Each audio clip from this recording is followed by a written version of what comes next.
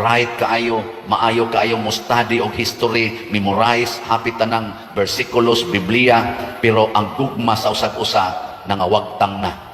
Ito ang bahagi sa homily ni Father Shiano Obon, canon lawyer, naging professor ni Father Darwin ito sa seminaryo, na ang bahagi sa naturang homily ay ginagamit ng grupo ng Seventh-day Adventist. No, pinadala yung Seventh-day Adventist sa Iligan, siya ang nagpadala dito, no, sa naturang homily. Para sa mga di makaunawa Siging lalis anang mga litra por litra, lalis anang ng Cebuano, yon ito ang bahagi na palagi lang umanong nakipag-debate kaugnay sa litra por letra sanang na ang mga pizza, at pati na sa pizza.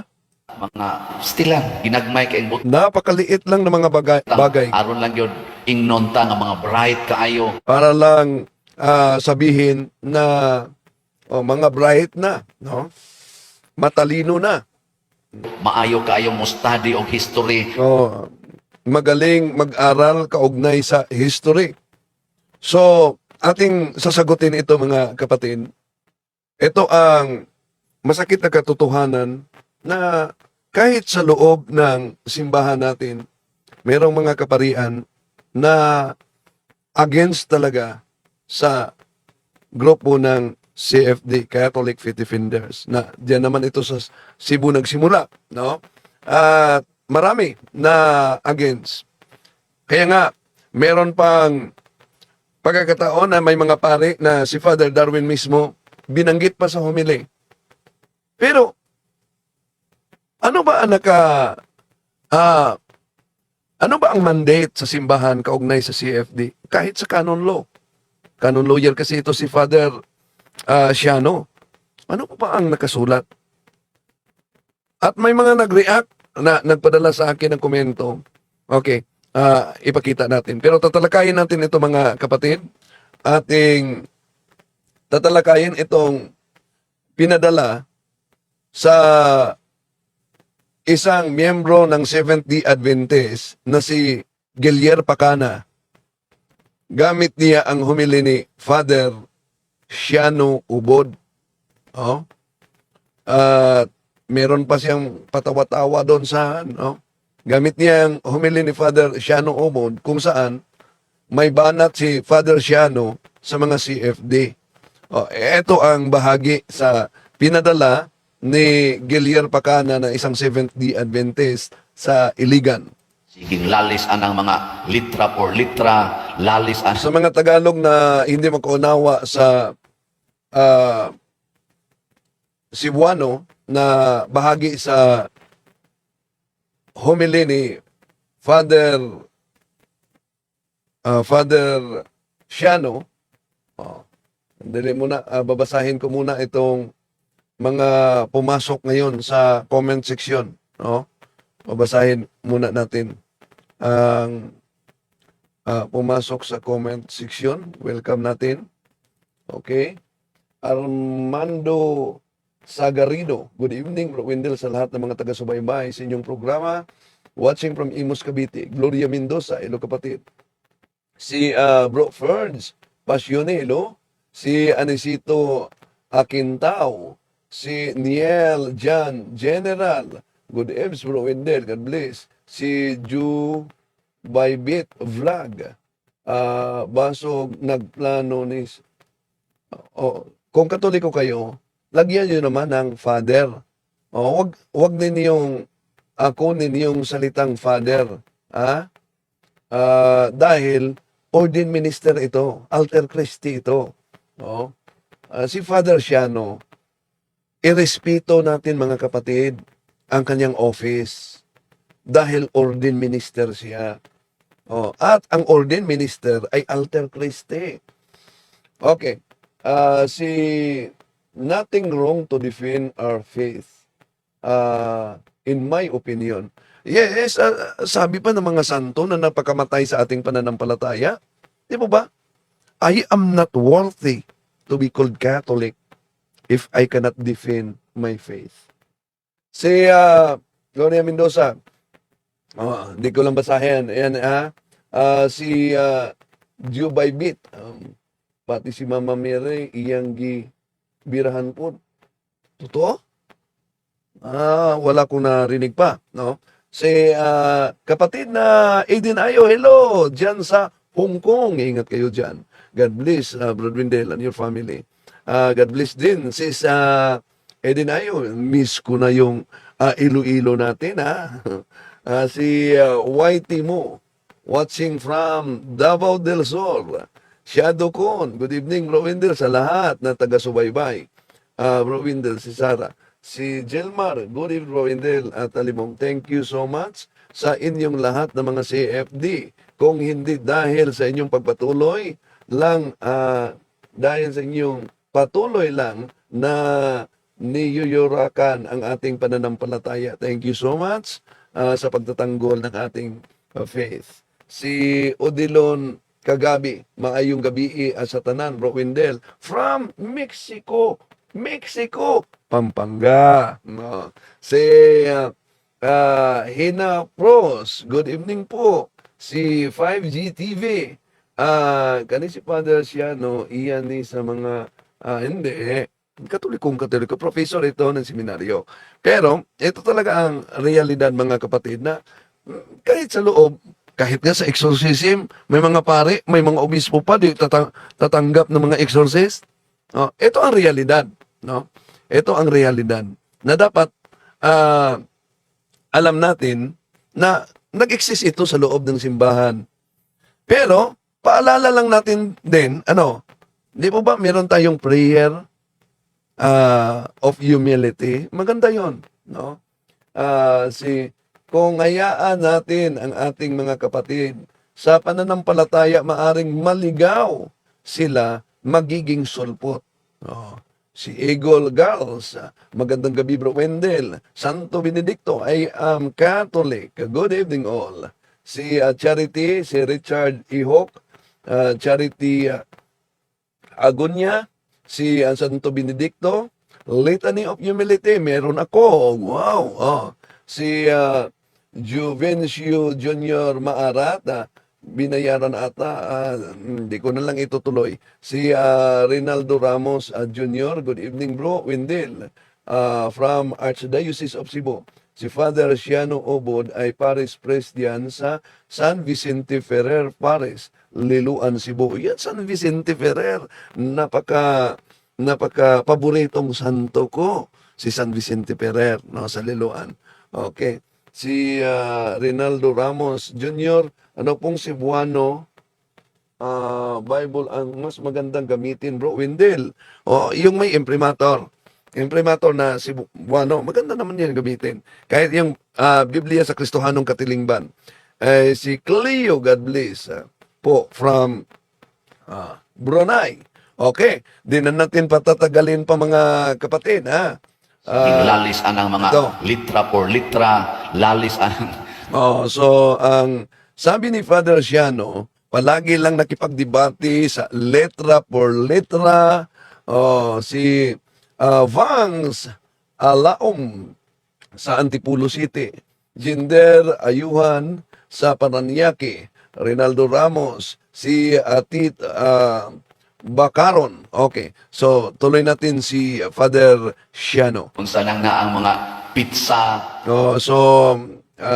Nakipagdebate umano, nagkaugnay sa pizza. Mga stilan, ginagmay kayong butang. Aron lang yun, ingnonta nga mga bright ka. Ito yung mga maliliit lamang na mga bagay para sabihin na mga matalino. Maayo kayo mo study o history. So magaling mag-aral sa history. Memorize, hapitan ng versikulos. Memorize. Ito ginamit ng SDA na bahagi sa homily niya at pinadala sa akin, mga kapatid. Pero ang gugma sa usag-usa nangawagtang na. Pero na-memorize umano sa Biblia, ngunit yung pag-ibig sa bawat isa ay nawala na. Parang nilalahat yata ni Father Siano dito, no? Meron man tayong kaharap na mga naganap na debate. Pero kahit pa sa mga talakayan, ang ating pakikipagkaibigan sa mga Seventh-day Adventist at sa iba pang sikta ay nanatili pa rin. No?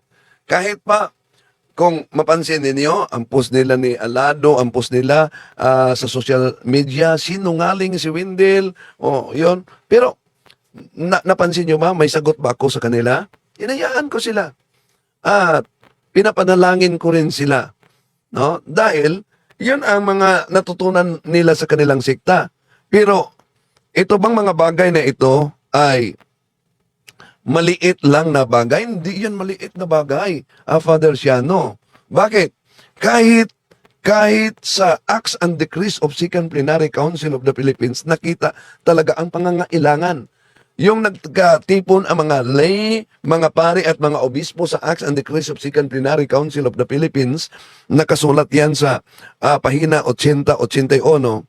Baka sabihin naman na na-memorize ko, parang matalino na ako. Hindi naman, kunti lang ang kaalaman ko.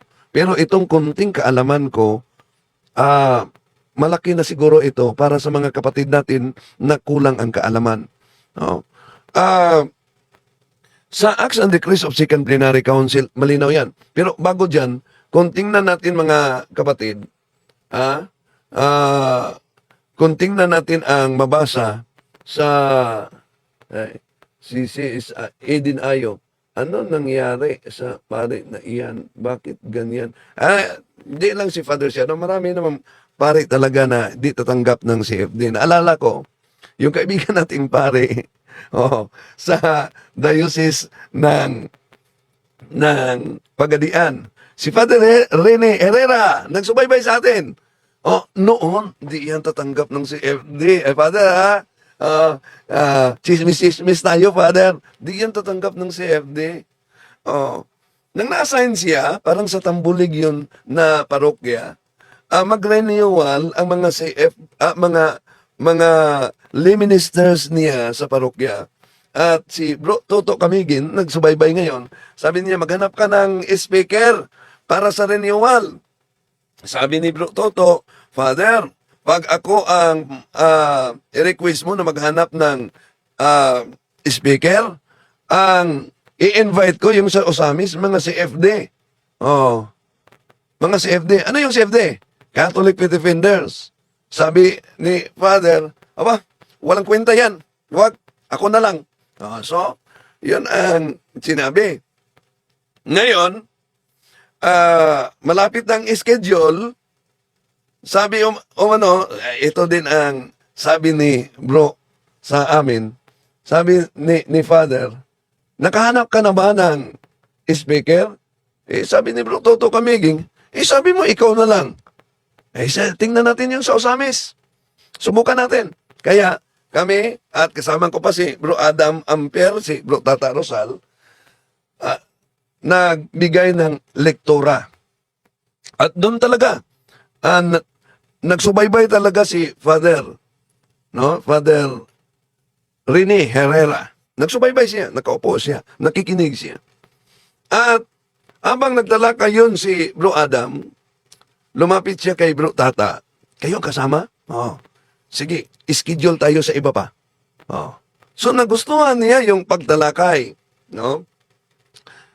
At doon na, paulit-ulit na kami sa kanyang parokya. Hanggang si Father Rene Herrera, siya ang nagiging spiritual director ng CFD. At buhay na buhay ang CFD Pagadian dahil kay Father Rene Herrera.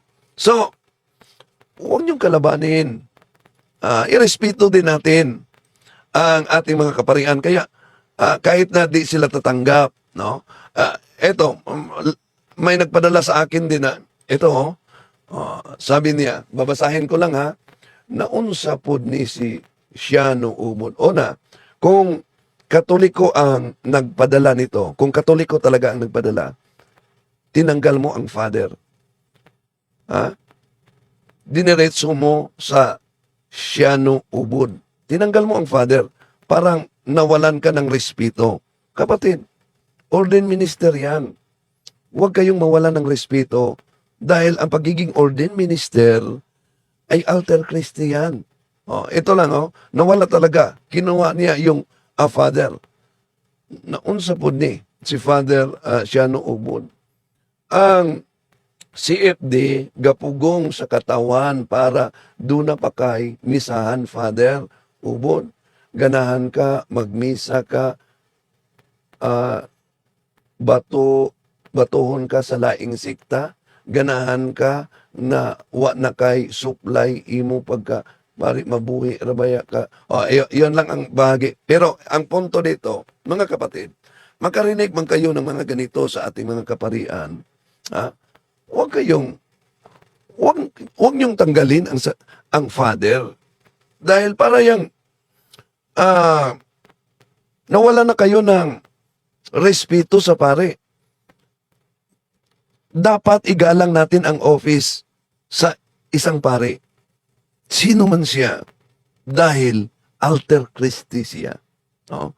So, okay, tuloy natin. Ginamit lang ito ng Seventh-day Adventist kasi. Tuloy muna natin si Father Obod, ha? Di ba? Huwag kalainan sa mga Pharisees and scribes. So, yung mga CFD na nag-aaral sa Biblia history, walang pagkakaiba sa mga parisiyo at mga iskriba. Andito, online. Ito, pero nakalimutan siguro ni Father Obod na kahit sa mga kaparian, may mga CFD. Isa na dyan, si Father, nasa Cebu. Father, nakalimutan ko tuloy, ating spiritual advisor. So, o theological advisor. No? Nasa seminaryo. Dami pa, Father Abi Arganiosa. Maliban kay Father Darwin. So, si Father Villegas, Fran Villegas. Sa diocese ng Talibon. Napaka-aktibo na pare, si FD din. No? Na pare. Pero, hindi maliit na bagay itong mga ginagawa sa ibang sikta. Bakit? Napansin nyo ba? Halos araw-araw, itong iba't ibang mga sikta, nagbahay-bahayan. Kaya, ibig sabihin, kung magtulog-tulugan lang tayo, halos araw-araw, may mga miyembro ng Katoliko na matangay. Naalala nyo ba yung parokya ni yung pare na pinatay doon sa Kabanatuan? No. Alam nyo ba, nagpunta kami doon. Ang nangyari, 90% sa mga tao na nasa kanyang parokya, ibang sikta na. So, ibig sabihin, 10% na lang ang Katoliko. No. So, nag-operate ang iba't ibang sikta. At ang CFD, hindi lang pakipagdebate, last option na yan. Ang pakipagdebate. Kung tingnan natin kahit nga sa New Testament, di ba ba? In Acts chapter 18 verse 28, si San Pablo, he refuted the Jews with powerful arguments in public debate. Sa ibang talata, he defeated the Jews in public debate. So, ibang magkomento dito mo lagi, di ko ganahan. Well, kahit sa ano mang marinig ninyo sa mga kaparian, ayaw pag ingon mo, nga di mo ganahan. Para sa ako, mga ingon ani nga mga pari nga dili mo dawat sa CFD, mas maayo pang makikigala sa mga pari nga di mo dawat sa CFD nga naman. Kaya kung maka-establish na ta sa paghigala, kung makipagkaibigan na tayo, lalo na sa hindi at ayaw nilang tatanggap sa atin, madali na tayong makapasok sa kanila. Ha? Okay. So, sa canon law, canon 229, lay people have the duty and the right to acquire the knowledge of Christian teachings so that they may be able to live according to these teachings, to proclaim it, and if necessary, to defend it. Halimbawa, napakagaling ng Seventh-day Adventist magawa ng propaganda. Napakagaling nila. Si Father Joe Maghinay, isang rektor ng seminaryo sa amin, dito sa amin noon, may dala siyang tape, pumunta sa office ko namin, at binigay niya sa akin. Sabi niya, pakinggan mo itong tape na ito, at sagutin mo, dahil na high blood umano siya na nakikinig. Kaya pinakinggan ko talaga. Aba, yun na ang propaganda ng Seventh-day Adventist. Isang madre daw. Isang madre galing sa Vatican na umalis sa pagkamadre at yumakap sa Seventh-day Adventist.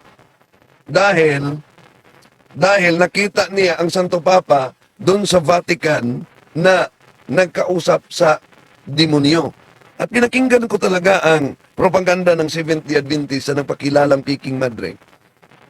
Sabi niya, meron akong tiyo na obispo, di niya pinangalanan, obispo sa Cebu.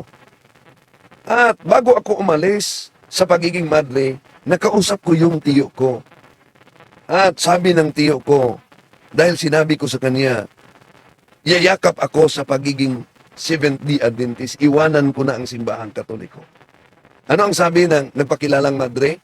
Dilapin niya daw ang family name sa nagpakilalang madre at magtestimony siya sa mga paaralan sa Seventh-day Adventist yun. Okay. Ang sabi umano ng tiyo niyang obispo, di niya pinangalanan. Ang sabi, sige, okay, mas mabuti na lilipat na ka sa Seventh-day Adventist dahil nakita mo ang katotohanan. Oh, ako mananatili lang ako dito sa Katoliko dahil pira-pira lang ito. Yon. Grabe talaga. At may mga natangay. May natangay. Kaya di dapat ibaliwala itong grabing tulig sa... Yun ang dahilan kung bakit dami ng mga Katolikong humihiwalay sa pananampalataya. Una, kulang ang kanilang kaalaman sa ating pananampalataya. No. Hindi lang tumadala na patawa-tawa lang. Dahil dami na talaga ang mga humihiwalay sa ating pananampalataya, mga kapatid. Na ang iba, madre pa, ang iba ay mga katikista, ang iba ay mga lay minister pa, at meron din si FD, natangay. Oh. Yeah? So, hindi to maliit na bagay dahil kung balikan natin si St. Austin de Martyr, I am not worthy to be called Catholic if I cannot defend my faith. Halimbawa, kung may mag-criticize sa sarili mo, anong una mong gawin? Natural, idipinsa mo ang sarili mo. Kadalasan niyang reaksyon. Kung sarili natin i-criticize, magdipinsa ta sa sarili, ano pa kaya sa inang simbahan natin na dami ng mga nagsusulputang sikta ang umaatake sa ating pananampalataya? Kaya nga, sa Acts and Decrees of Second Plenary Council of the Philippines, sa pahina 80-81, paragraph 222, we must today be willing and able to defend our teachings in public fora. And we need to equip the faithful so that they can defend their faith. Parish priest must support the training of the laity. Nasa Acts and Decrees of Second Plenary Council of the Philippines yan. So, ginamit ito na humili sa Seventh-day Adventist. Nalala na ni Pakana. At pinadala sa akin. Pinadali. Elpidio Artigas. Bro Wendell, huwag na ay mapusis diya sa Cebu. Adto, padala. Hindi. Kanang lawyer si Father Siano. ah, espesyalista siya sa batas ng simbahan. Ay marami ang exorcist sa Cebu. Oh, marami. Oh, na si Father Katubig. Oh, dami. Yung conference namin sa nakalipas na with lay collaborators, diyan ginawa sa Cebu. Sa susunod, doon sa USD gawin. Okay, tuloy natin. Ah, Sa panahon ni Jesus, nga purti nilang memorize, hapit tanang balaod, tanan, nga totoo yan sa mga Hodyo. Pero pwede din matamaan ang mga CFD dito na hindi naman lahat. Ano yung mga CFD na nag-memorize lang ng history, nag-memorize lang ng Bible at nakipagdebate. Ngunit, may mga CFD na ganyan. Ngunit, una, lasinggero. Pangalawa, hindi lahat, pero meron. Kaya, panawagan natin, iwanan niyo na yan. Kung natatamaan man kayo, no? May mga naninigarilyo pa. Oh. So, totoo yan. No? Meron ngang mga CFD na na-embargo na ko ang kanilang habak-habak, mga anting-anting, na gani. Oh. So, pero bakit ganun? Mga CFD, kulang ng formation, karamihan. Kung may problema nga sa mga pare na halos taon-taon meron silang formation, CFD pa kaya? Oh. Pero, ang gawain ng CFD, hindi po ito pakipagkompetensya. Meron mga CFD na magaling mag-memorize, nakipagdebate. Merong mga ganyan na mga CFD na magaling nang memorize, nakipagdebate, ngunit hindi at nakalimutan ang pagkatikay sa loob ng pamilya. Kaya paulit-ulit natin yan. No, paulit-ulit. Huwag kayong magalit sa pahayag ni Father Siano. Bagkus magiging challenge ito sa bawat isa sa atin na ang ating mga gawain ay hindi para sa sarili natin. Ang gawain natin ay para sa simbahan. Rodeo et Ecclesia. Tuloy natin. suwat ni Moises, memorize, gibaligtos pa silang agtang, silang bukton, sa ilang mga bungbong, sa ilang pultahan, ilang ang gipamutang, pero pag-abot ni Jesus, ilang gisalikway sa Jesus. Mas may pangbuta, kay nakaila pang Jesus. O kung sa may nitabos buta, sa nitabo, nakakit. Yun. Sabi ni Whitey, okay naman humili ni Father Siano para sa akin. Ayaw lang ni Father Siano siguro ng samok. Wala namang nangyaring samok sa bago lang na debate sa Muslim. Nagatid pa yan ng conversion kahit imam. No? Pero ang punto ko lang sa pahayag ni Father Siano dito, nilalahat niya Parang nakalimutan niya na kahit kasama niyang pare na si Father diyan sa Cebu, si Ifding yan.